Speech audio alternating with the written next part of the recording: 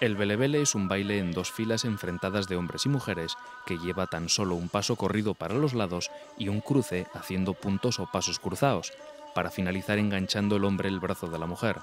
Se toca con la pandereta y cantando con ritmo de 2×4. Vamos ahora con el paso corrido. El paso corrido es una figura que se compone de dos embotados y un picao.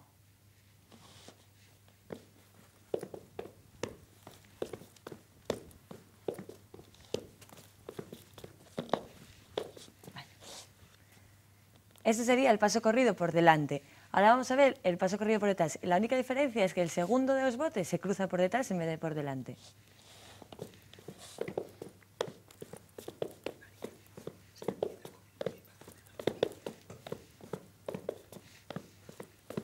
En el paso corrido, al igual que en el picao, siempre empezamos con el pie del lugar hacia el que vamos. Si vamos hacia la derecha, empezamos con el pie derecho, y si vamos hacia la izquierda, empezamos con el pie izquierdo.